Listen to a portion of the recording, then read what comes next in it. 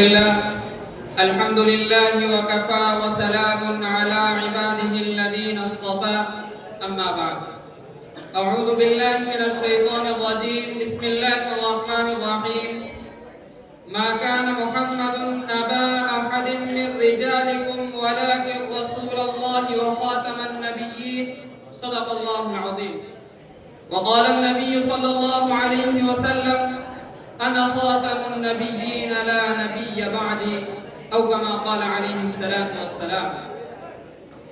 آج میں آپ حضرات کے سامنے ختم نبوت اور رد قادیانیت کے طویل موضوع پر مفصل اور مدلل انداز میں گفتگو کرنا چاہتا ہوں، اسی لیے ہر ایک بول جامع مگر مختصر ہے، ہر ایک بول جامع مگر مختصر ہے، بہت پرکشش ہے، بہت پر اثر ہے۔ سامعین علی وقار، اس عنوان میں مرکزیت دو چیزوں کا حاصل ہے۔ پہلا مسئلہ ختم نبوت کا ہے، دوسرا مسئلہ رد قادیانیت کا ہے۔ ختم نبوت کہتے ہیں حضور اکرم صلی اللہ علیہ وسلم کے بعد کوئی نبی پیدا نہ ہوگا، چاہے ذلی ہو یا بروزی، تشریعی ہو یا غیر تشریعی۔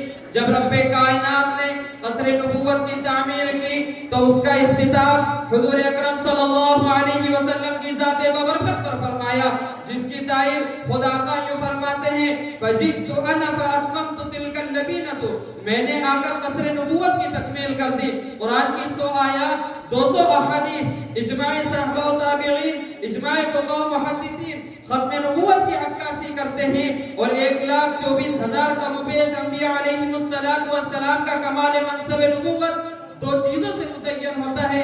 نمبر 1 ما قبل انبیاء علیہ السلام کی تصدیق کرنا، نمبر 2 ما بعد آنے والے نبی کی خوشخبری دینا۔ حضرت عیسیٰ علیہ السلام نے اعلان کرتے ہیں انی رسول اللہ الیکم مصدقا لما بین یدی من التوراۃ ومبشرا برسول یأتی من بعد اسمہ احمد، مگر میرے آقا کا کمال منصب نبوت اعلان ختم نبوت پر ہوتا ہے۔ چنانچہ رب لم یزل سورۃ الاحزاب آیت نمبر 40 کے اندر ارشاد فرماتا ہے ما کان محمد ابا احد من رجالکم ولکن رسول اللہ وخاتم النبیین، جس کی تفسیر خدا قیوم فرماتے ہیں انا خاتم النبیین لا نبی بعدی۔ سورۃ المائدہ آیت نمبر 3 کے اندر اللہ تبارک و تعالی ارشاد فرماتے ہیں الیوم اکملت لکم دینکم واتممت علیکم نعمتی، جس کی تفسیر میں رئیس المفسرین حضرت عبداللہ ابن عباس فرماتے ہیں لم ينزل بعد هذه الآیت حلال و حرام، اس آیت کے بعد کسی اور احکام کی ضرورت نہیں رہی اور دین کی ضرورت نہیں رہی، تو آپ ہی تو خاتم النبیین ہیں۔ اور عقیدہ ختم نبوت اتنا مضبوط عقیدہ ہے کہ جس کے بارے میں امام اعظم ابو حنیفہ فرماتے ہیں من طلب منه علامة فقد کفر، اور ان دلائل کی بنیاد پر ملا علی قاری شرح فقہ الاکبر میں لکھتے ہیں دعوی النبوت بعد نبینا کفر بالاجماع، اس عقیدے کا منکر بھی کافر ہے اور اس عقیدے میں شک کرنے والا بھی کافر ہے۔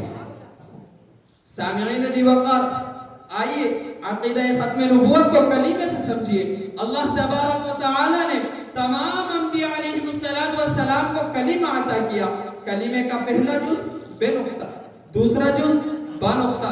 کلمہ عطا ہوا حضرت آدم علیہ السلام کو لا الہ الا اللہ آدم صفی اللہ، کلمے کا پہلا جز بے نقطہ، دوسرا جز با نقطہ۔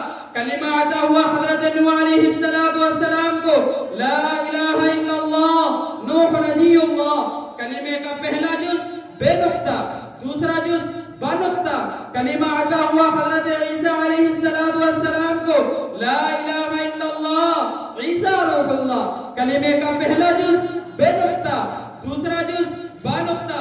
مگر جب باری میرے امام الانبیاء کی آئی تو کلمہ عطا ہوا لا الہ الا اللہ محمد رسول اللہ، کلمے کا پہلا جز بے نقطہ، دوسرا جز بھی بے نقطہ۔ گویا کہ اللہ تبارک و تعالی سمجھا رہا ہے جس طریقے سے لا الہ الا اللہ پر ربوبیت ختم ہے، ویسے ہی محمد رسول اللہ پر نبوت ختم ہے۔